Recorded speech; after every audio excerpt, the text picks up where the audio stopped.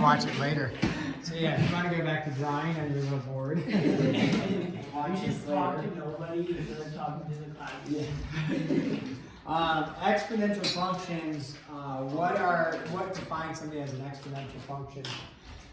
Variable and exponent. Yeah, so f of x is equal to something like a b to the x. Okay.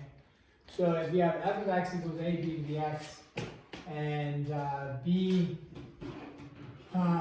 that graph is going to look like two different things. Either it's going to look like this, or the graph is going to look like this. One's an exponential growth, and one's an exponential decay. So you have two different routes there. If it's an exponential growth, okay, for this, that means b is greater than 1.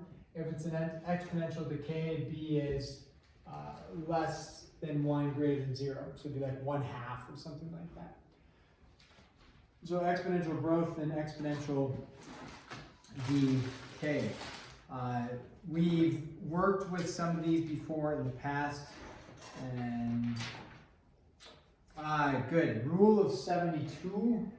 Rule of 72. So we gave you your growth rate, right? A of t equals whatever, a sub 0, 1 plus r to the t, right? Yeah, that's your growth formula. And a lot of times we talk about that when we're talking about growth formulas for investments, right? So one of the things you can do is you can use that formula if you wanted to find how long does it take for your investment to double. You could say, like I think we did that with the house. It went from 50,000 to 150,000, and that was actually how long it took to triple. And so we had 10 years already listed for that. So, but that was one that we did where it was a tripling. Here, if you're wondering how long it takes for something to double, you could have $1,000 at the end, $500 at the beginning, and that would be a doubling, or 2,000 and 1,000. So you could use this formula to figure out how long your investment takes to double. There's a layman formula, layman just for the common person, and that formula is the rule of 72. And I don't know if algebra 2 we probably talked about it. But the rule of 72 is a quick way for you to figure out how long it takes for your money to double. So you take 72 divided by r, where r is in percent form, and then that is equal to the amount of time it takes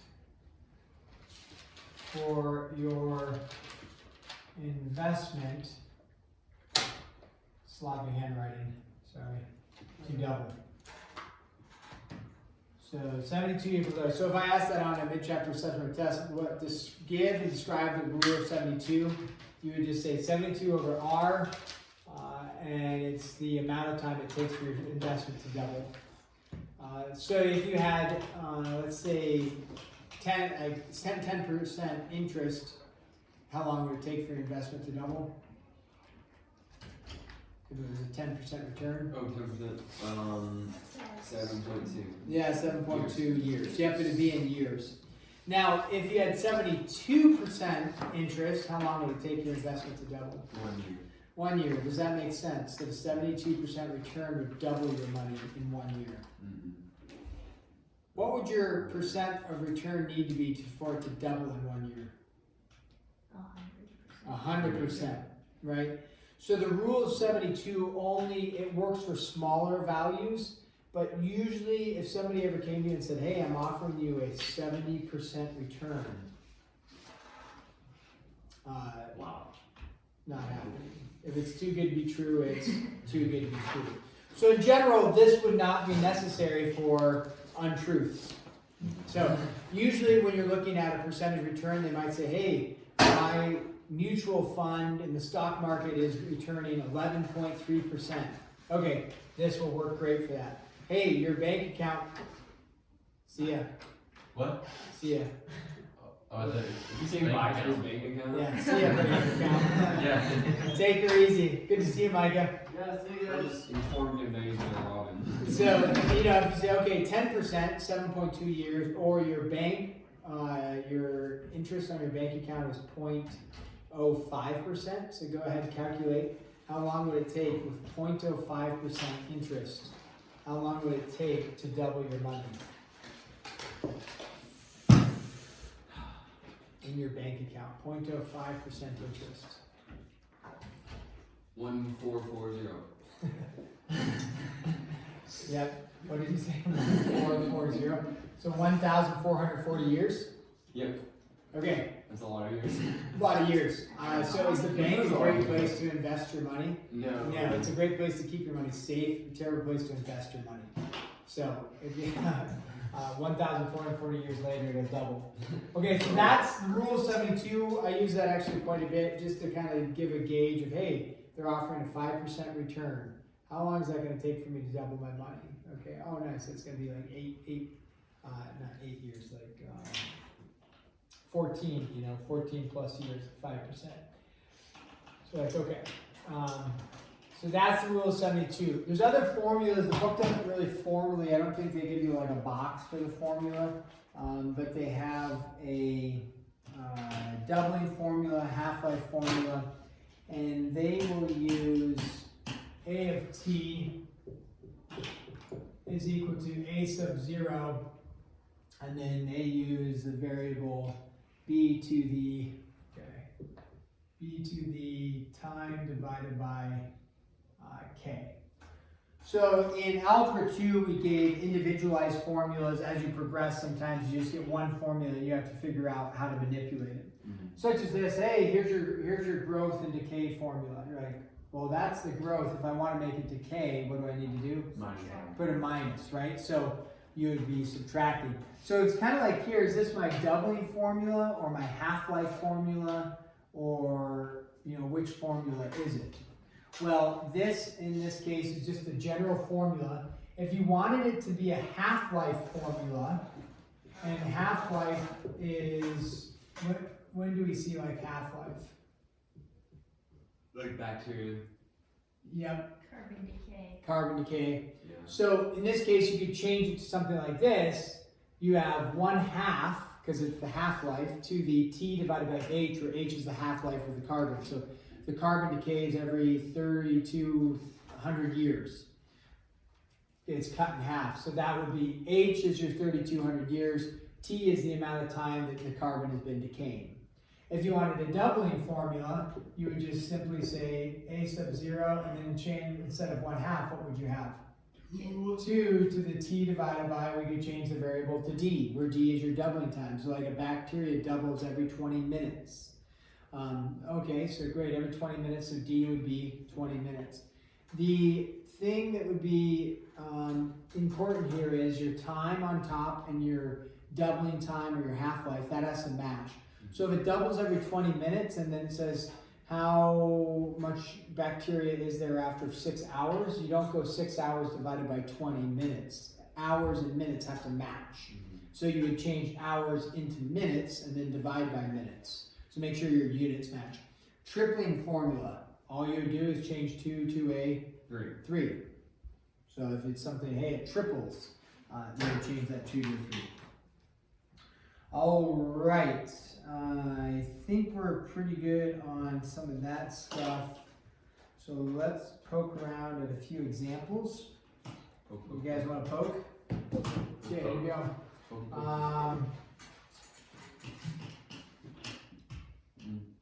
We need to get another mini basketball hoop. Remember when Josh broke that? Literally like 5 minutes after. It was a nice hoop too. That was like the nicest hoop I've still there. I can't remember where I got it. I think I paid for it. Yeah, you bought it off me. Oh, it was yours. I bought it from you. For Yeah. how much? I Or don't $10 know. or something, or Yeah. 5, or you gave me a good deal. It was a nice. Yeah, it was a nice hoop.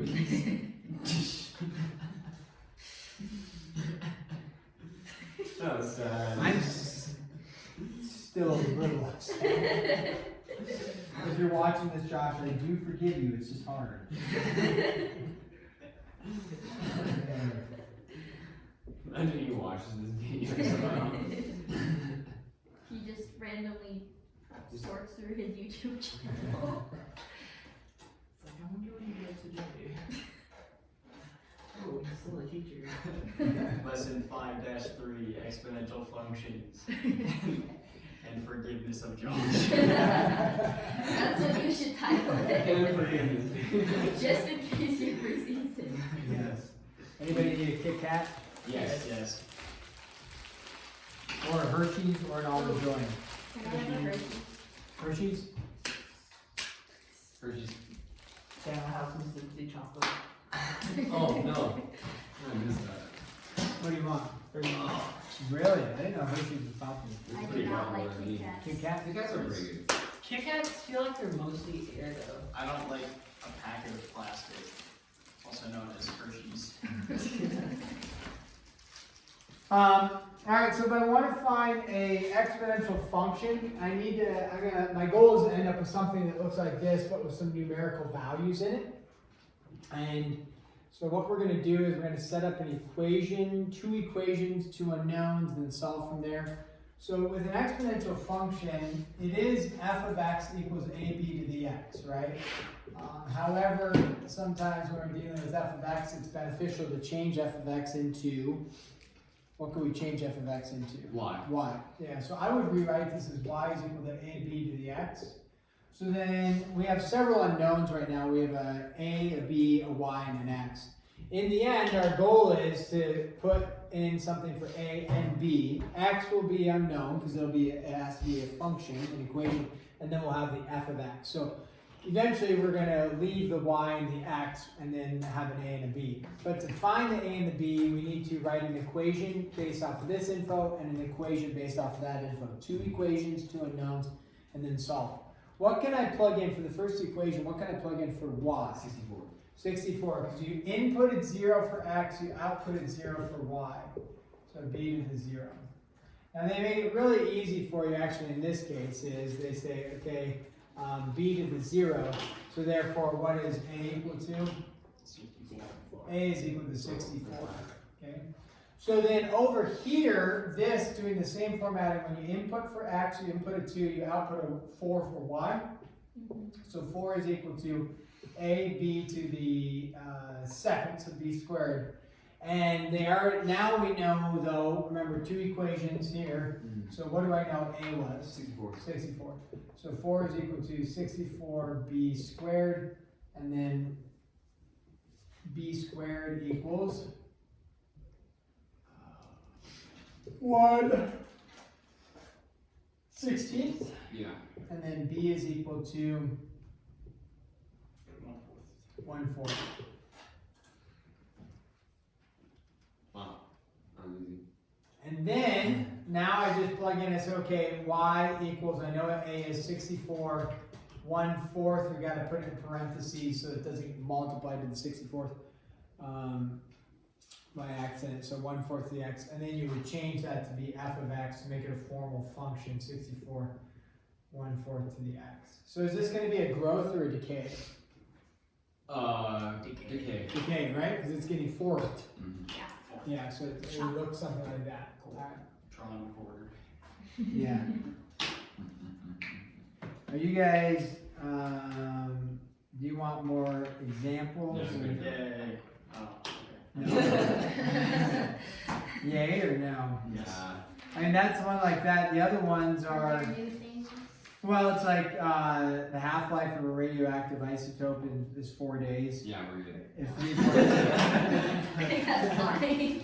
if 3.2 kilograms are present, how much is left after 8 days? A lot. A lot. A lot less. Okay. One of these videos, just video the wrong side of the board the whole time. Just post it.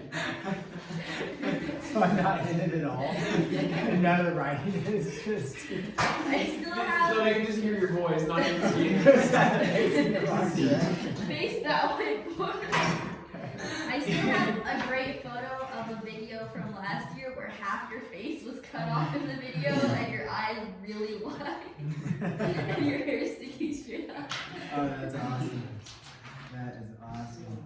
Well, let me ask you though this. How would you graph, if it says graph, let's say, I thought we were done. y equals 2 to the x and y equals 2 to the x minus 1, how would you graph these? Probably a calculator. Yeah, that would be acceptable. You can do a calculator. You could also do a pretty easy XYT chart. You know it's going to be exponential, right? So you know this is going to do some sort of curve going up. So if you plugged in like -1, you could do, well, let's say you plug in a -2, what do you get back out? -4. No. 1/4. 1/4. 1/4. 1/4. So you plug in a -2, you get out 1/4. If you plug in a -1, you get out 1/2. 1/2. So it's going to be, you plug in 0, what do you get out? 1. 1.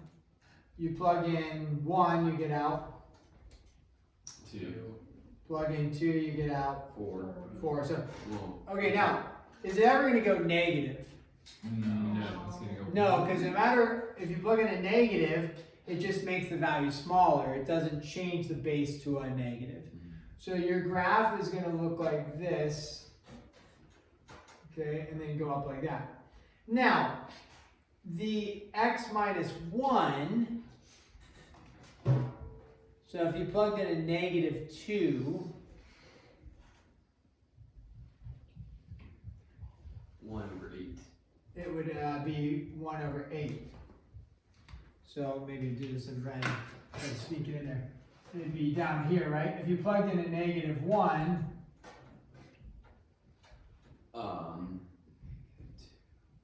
1/4. and you plug in 0, 1/2. 1/2, you plug in 1, 1. so what is this doing? Going right next to The it. same thing, just smaller. Well, it's the same graph. What did it do to it though? Lower the y-intercept. Oh yeah. It shifted it, right? And actually, if you remember, if you subtract 1 from the x, which way is it shifting it, left or right? Right. Yeah, right. So it's actually shifting the whole graph to the right one. Which also visually, what is it doing to the y? It's lowering the y, but it's shifting the graph to the right. So you can do those with a calculator is fine, and then analyze it that way. The other problems are just plugging in the formulas like this, and then your growth and decay formulas. So Cool. why don't we stop there? You guys will have tomorrow. I won't be here, so you have tomorrow to work on homework. And we're hanging with Mr. Branson Becker. Yeah. Whatever that might look like. Whatever.